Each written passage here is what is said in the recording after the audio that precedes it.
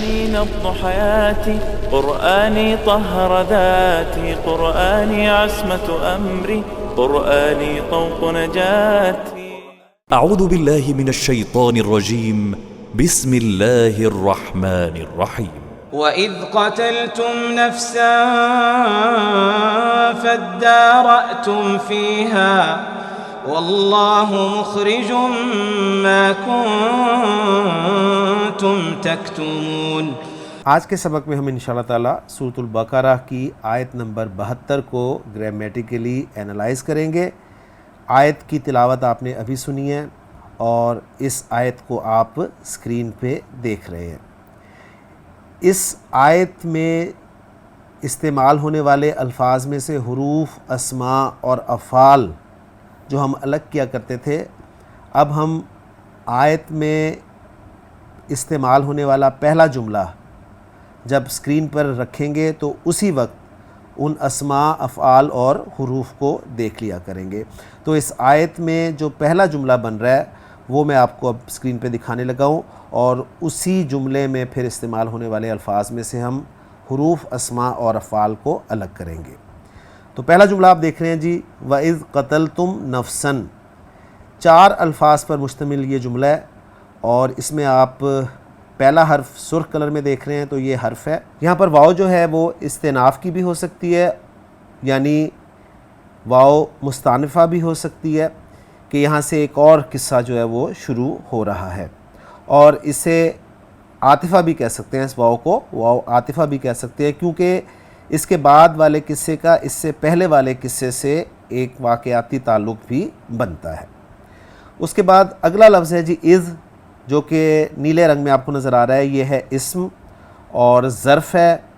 اذ ظرفیہ ہے، اور بہت دفعہ ہم کر چکے ہیں کہ اس سے پہلے ایک فعل اذکرو یا اذکر فعل جو ہے وہ محذوف سمجھا جاتا ہے، اور پھر اس فعل کا اسے ظرف یا مفعول بہ بنایا جاتا ہے.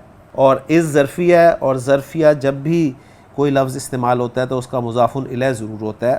تو وہ مضاف الیہ آگے آ رہا ہے جو کہ قتلتم سے شروع ہو رہا ہے. قتلتم آپ دیکھ رہے ہیں کہ گرین کلر میں لکھا ہوا ہے، ایک فعل ہے، اور یہ قتلتم تم فعل میں جب بھی آپ کو تم کا لفظ ملے تو اچھی طرح یاد کر لیجئے گا کہ یہ فعل ماضی ہوتا ہے اور جمع مذکر حاضر کا صیغہ ہوتا ہے. تو قتلہ فعل، قتلہ یقتلو، اس سے قتلتم تم نے قتل کیا. نفسن یہ بلو کلر میں آپ کو نظر آ رہا ہے، اور یہ نکرہ ہے. نفسن اسم ہے تو مفعول بہ ہے قتلتم کا، اس لیے منصوب ہے. نفس کے معنی ہوتے ہیں جان. تو قتلتم نفسن یہ پورا جملہ فعلیہ بن رہا ہے آپ کا. قتلتم فعل اپنے فاعل اور مفعول بہ سے مل کر جملہ فعلیہ خبریہ ہو کر محلاً مجرور قرار پائے گا. یہ میں ساتھ ہی جملوں کا اعراب بھی ذکر کر دوں گا. یہ محلاً مجرور ہوگا کیونکہ جملہ مضاف الیہ کی جگہ پر آ رہا ہے، ٹھیک ہے. اور مضاف الیہ چونکہ مجرور ہوتا ہے تو جملہ جب مضاف الیہ کی جگہ پہ آئے گا تو ہم اسے محلاً مجرور کہیں گے. یہ محلاً مجرور ہو گیا اذ ظرفیہ کے لیے. اذ ظرفیہ اپنے مضاف الیہ سے مل کر یہ ایک محذوف فعل کے لیے، اور وہ محذوف فعل کون سا ہے؟ وہ اذکرو فعل ہے. فعل امر ہے، ذکر یذکرو سے جمع کا صیغہ. اذکرو تم یاد کرو، اس وقت کو یاد کرو جب تم نے قتل کیا ایک جان کو. بات سمجھ میں آ گئی؟ تو اذکرو فعل محذوف اپنے فاعل اور مفعول بہ سے، یعنی یہ ظرف اپنے مضاف الیہ سے مل کر یہ مفعول بہ بن رہا ہے اذکرو محذوف فعل کا.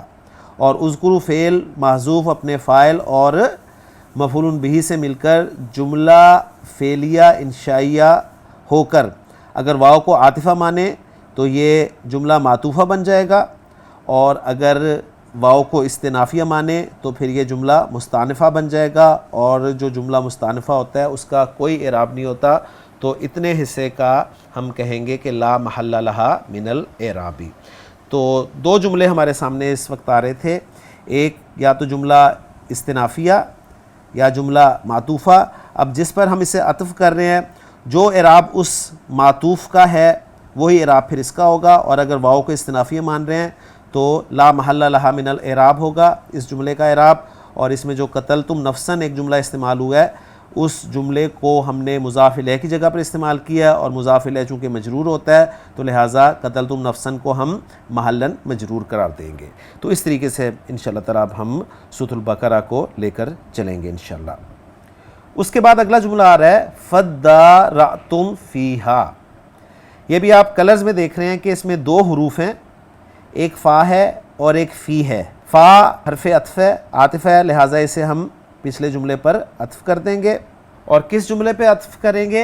یہ جو مضاف الیہ کی جگہ پر آ رہا تھا نا قتلتم نفسن، اس پر عطف کریں گے، اس کو ذہن میں رکھیے گا۔ اور دوسرا حرف جو ہے وہ ہے فی، جو کہ حرف جر ہے۔ ایک فعل استعمال ہوا ہے ادارأتم اپنے فاعل کے ساتھ، کیونکہ جب بھی صیغہ نمبر 1 اور 4 کے علاوہ ہوگا تو فاعل کو ہم ساتھ ہی بول دیا کریں گے۔ اور ایک اسم ہے جو کہ اٹیچ ضمیر ہے، مؤنث کی ضمیر، کلیئر ہو گیا؟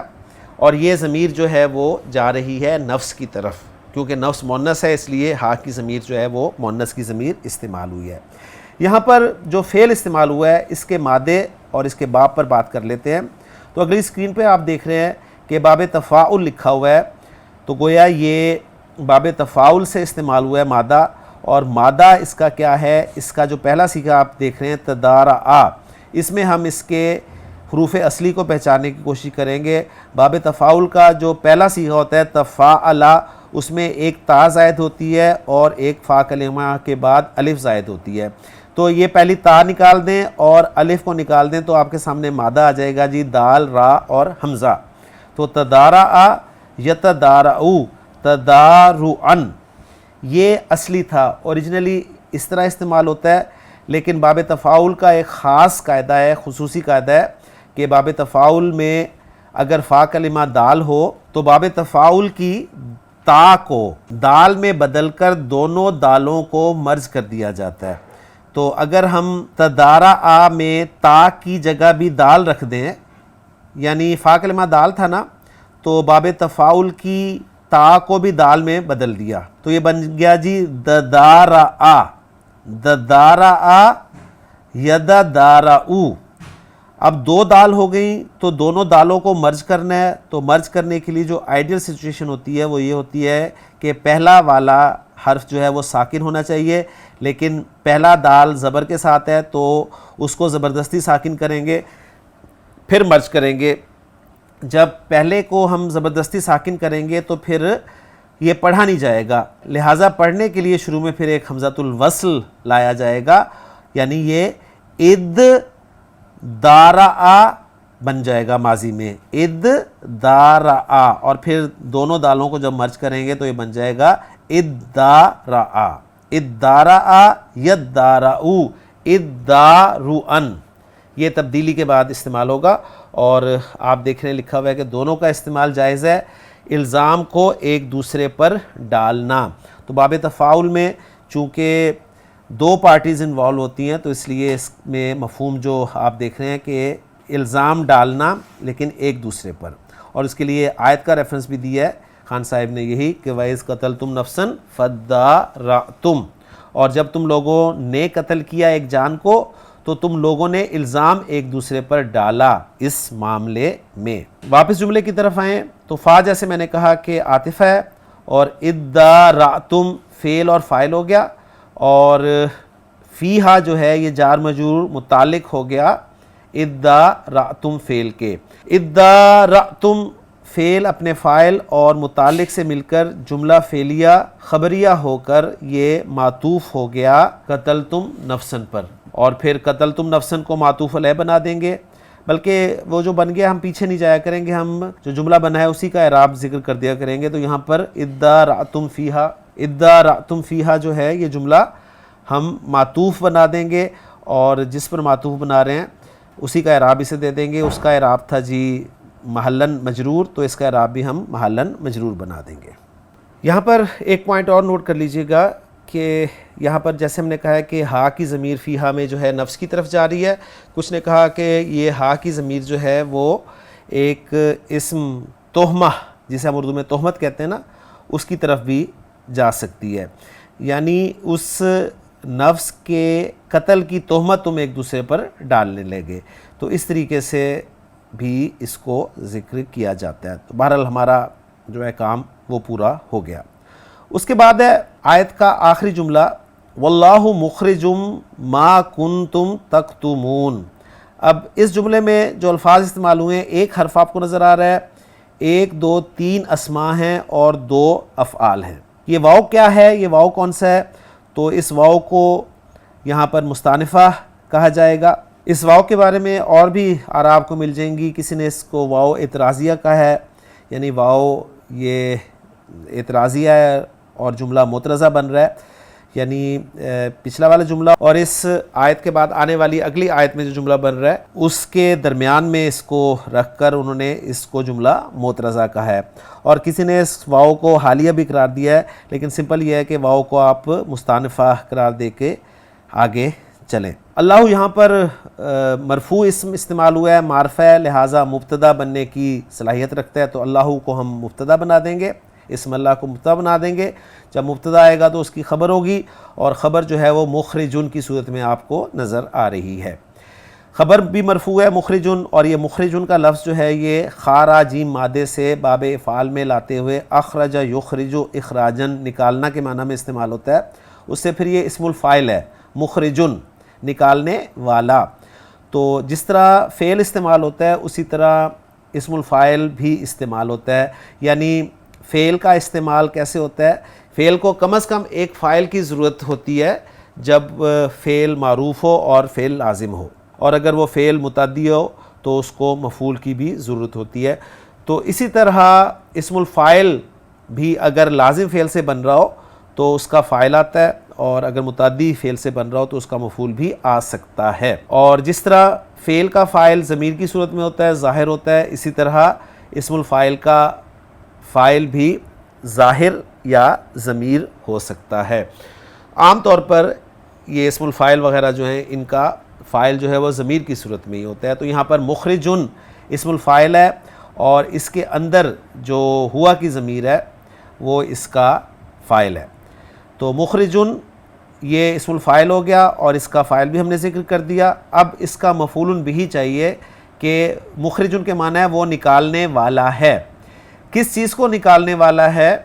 وہ مفعول ہوگا، اور وہ مفعول پھر ہمیں نظر آ رہا ہے آگے ایک ما کی صورت میں، ما کنتم تکتمون. یعنی ما جو ہے ظاہر بات ہے یہ ما کون سا ہے؟ ما موصولہ ہے، تو اپنے صلے کے ساتھ مل کر یہ مفعول بھی بن جائے گا.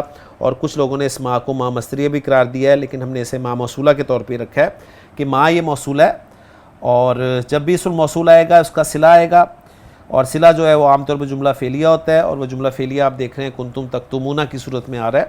اور کنتم کانا کا ایک مشتق لفظ ہے، اور یعنی کانا کا ایک صیغہ ہے. تم کی بات میں پہلے کر چکا ہوں کہ جب بھی کسی لفظ میں آپ ماضی میں تم کی آواز دیکھیں تو وہ ماضی کا جمع مذکر حاضر کا صیغہ ہوتا ہے. تو کنتم کانا کا ایک اسم ہوگا، ایک خبر ہوگی. کانا کا اسم ظاہر بھی ہو سکتا ہے، ضمیر بھی ہو سکتا ہے. اگر صیغہ کانا کی گردان کا پہلا یا چوتھے کے علاوہ ہو تو اس کا اسم ہم ساتھ ہی بولیں گے. تو کنتم میں کانا کا اسم جو ہے اس کے ساتھ ہی ہے، اور خبر جو ہے وہ تکتمون کی صورت میں آ رہی ہے.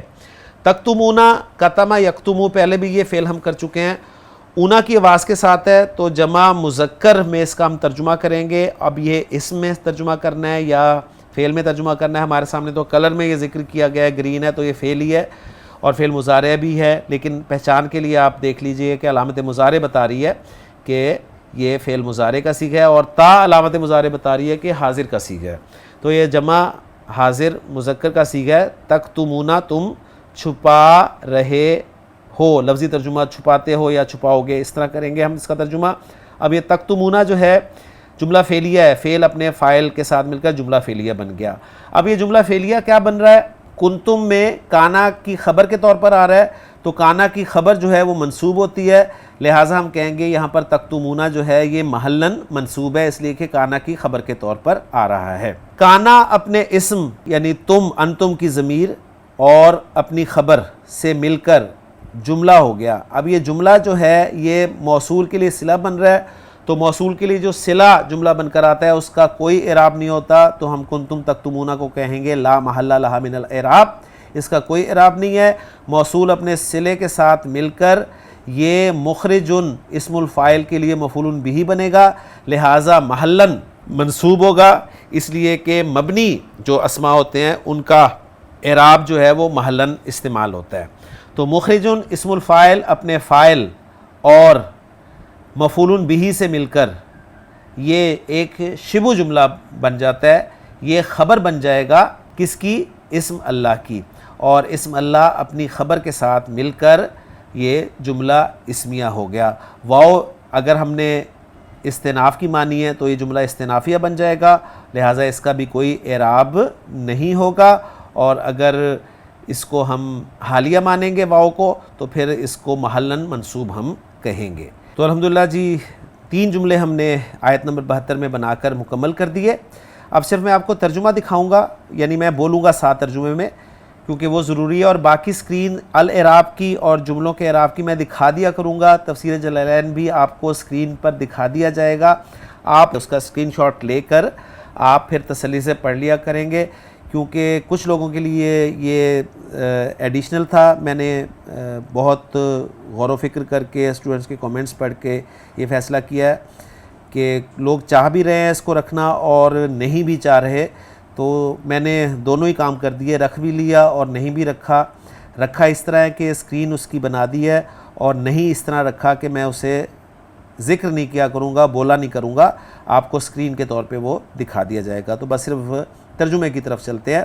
وَإِذْ قَتَلْتُمْ نَفْسًا فَادَّارَأْتُمْ فِيهَا، اور جب تم نے ایک شخص کو قتل کر دیا پھر تم نے اس کے بارے میں جھگڑا کیا، تو یہاں اس کے بارے میں جھگڑا کیا میں ہا کی ضمیر ہمیں پتہ چل رہی ہے کہ وہ نفس کی طرف ہی ہے۔ وَاللَّهُ مُخْرِجٌ مَا كُنْتُمْ تَكْتُمُونَ، اور اللہ اس بات کو نکالنے والا تھا، ٹھیک ہے، جو تم چھپا رہے تھے، یعنی کنتم تکتمون۔ اب یہ جو جملہ تھا ما اسم موصول کے لیے جو صلہ بن رہا ہے اس میں ایک ضمیر عائد ہونی چاہیے نا جو ماں کی طرف جائے، لیکن کوئی ضمیر ایسی نہیں تھی، لہٰذا وہ ضمیر عائد جو ہے محذوف ہے، اور وہ اس بات کی طرف جا رہی ہے جس کو تم چھپا رہے تھے۔ تو الحمدللہ جی آیت نمبر 72 ہماری مکمل ہو گئی۔ انشاءاللہ تعالیٰ اسی طور پر ہم لیتے ہوئے سورۃ البقرہ کو آگے لے کے چلیں گے۔ اب آپ اگلی سکرینز کو دیکھ لیں، الاعراب کی سکرین، اس کے بعد پھر جملوں کے اعراب کی سکرین، اور پھر تفسیر جلالین سے اس آیت کا حصہ۔ انشاءاللہ تعالیٰ اگلے سبق میں ہم آیت نمبر 73 کے ساتھ ملیں گے۔ سبحانک اللہم و بحمدک، اشہد ان لا الہ الا انت، استغفرک و اتوب الیک۔ قرآني نبض حياتي، قرآني طهر ذاتي، قرآني عصمة أمري، قرآني طوق نجاتي. قرآني نبض حياتي، قرآني طهر ذاتي، قرآني عصمة أمري، قرآني